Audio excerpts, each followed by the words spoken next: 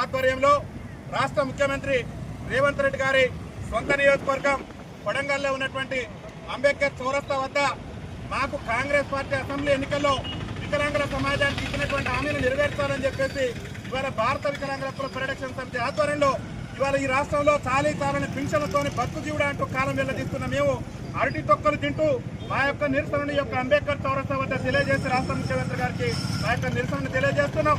ముఖ్యంగా ఈ రాష్ట్ర ముఖ్యమంత్రి రేవంత్ రెడ్డి గారు అసెంబ్లీ ఎన్నికల సమయంలో మా కాంగ్రెస్ పార్టీ రాష్ట్రంలో అధికారంలోకి వస్తే అదే నెల నుంచి వికలాంగుల పింఛన్లన్నిటి కూడా 6,000 రూపాయలు చేస్తామని చెప్పేసి దాదాపు 3 సంవత్సరాలు పూర్తిగా వస్తున్న రాష్ట్ర ముఖ్యమంత్రి నేటి వరకు కూడా వికలాంగుల పింఛన్లు పెంచకుండా వికలాంగుల సమాజం పట్ల నిర్లక్ష్య ధోరణి ప్రదర్శిస్తున్నటువంటి సమయంలో ఇవాళ కేసీఆర్ గారు ఇస్తున్నటువంటి పింఛనే ఈ రాష్ట్ర ముఖ్యమంత్రి ఇస్తున్నటువంటి సందర్భంలో ఇవాళ మేము అరటి తొక్కలు తినేటటువంటి పరిస్థితి రాష్ట్రంలో దాపరించింది. ముఖ్యమంత్రి గారికి చలనం కలగాలి. ఎక్కడి నుంచో వికలాంగుల సమాజాన్ని కొడంగల్ గడ్డ మీదకి వచ్చి వాళ్ళ గర్జిస్తూ అరటి తొక్కలు తింటూ నిరసన వ్యక్తం చేస్తున్నది.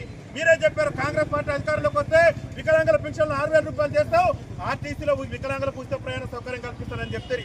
ఇలా మా మహిళా అమ్మలకు మా మహిళా అక్కలకు చెల్లెలకు ఇవాళ ఉచిత రవాణా సౌకర్యం కల్పించి మా వికలాంగుల సమాజానికి ఉచిత రవాణా సౌకర్యం కల్పించకుండా మా పట్ల మీరు ప్రదర్శిస్తున్న వివక్ష అనేది మంచిది కాదు. ముఖ్యమంత్రి గారు వెంటనే తన తీరు మార్చుకొని రేపు ఆగస్టు 15 అంటే ఈ దేశానికి స్వతంత్రం వచ్చినటువంటి రోజు కాబట్టి ఆ స్వతంత్ర దినోత్సవం రోజున మీరు ఎన్నికల్లో ఇచ్చినటువంటి హామీ మేరకు ఆర్టీసీల వికలాంగులకు 100% రాయితీతోని ఉచిత ప్రయాణ సౌకర్యం కల్పించే విధంగా రేపు అధికారిక ప్రకటన చేయాలని చెప్పేసి ఇవాళ మేము అరటి తొక్కలు తింటూ ఈ అంబేద్కర్ సాక్షిగా ఈ కొడంగల్ నియోజకవర్గంలోనూ మా యొక్క నిరసన వ్యక్తం చేస్తున్నాం. అదేవిధంగా రాష్ట్ర ముఖ్యమంత్రి గారే గొప్పలు చెప్పిండు.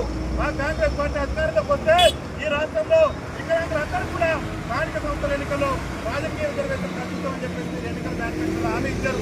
ఇవాళ దాదాపు మీరు అధికారంలోకి వచ్చి 3 సంవత్సరాలు పూర్తిగా వస్తుంది.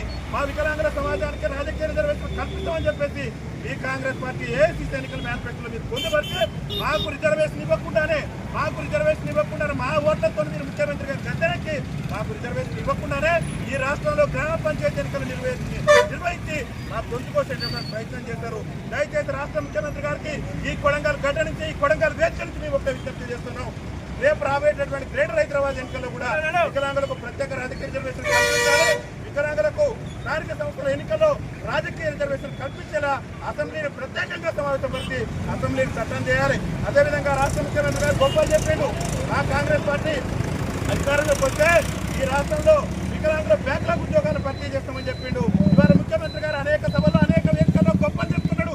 ఈ రాష్ట్రంలో మేము లక్షల ఉద్యోగాలు భర్తీ చేసినట్టు ఏమయ్యా రేవంత్ రెడ్డి గారు, మా కోటి నీకు గర్పించట్లేదా, మా బాధ నీకు గర్పించట్లేదా? నీకు ఓట్ చేసి నేను ముఖ్యమంత్రిగా గద్దెనెక్కించే ఇవాళ అన్ని తొక్కలు తినే భర్తీ తీసుకొచ్చినావు కదా ముఖ్యమంత్రి గారు.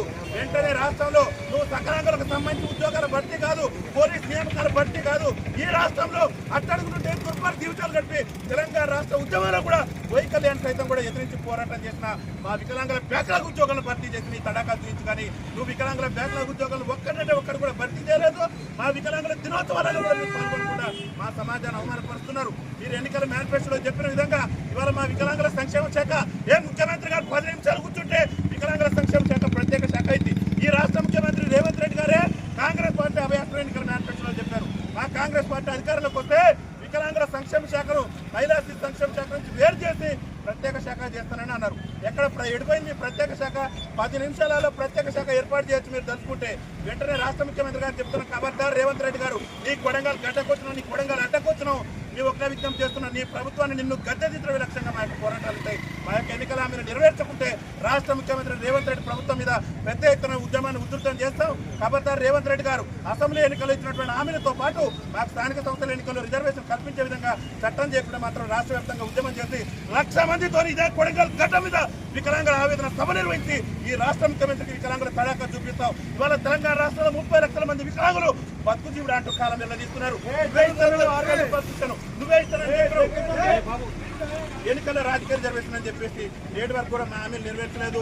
మా హామీలు నెరవేర్చేంత వరకు కూడా మా యొక్క పోరాటం ఆగబోదని చెప్పేసి తెలియజేస్తూ వికలాంగుల ఐక్యత నెరవేర్చే కాంగ్రెస్ పార్టీ అసెంబ్లీ ఎన్నికల హామీలను వెంటనే కల్పించాలి. స్థానిక సంస్థల ఎన్నికల్లో వికలాంగులకు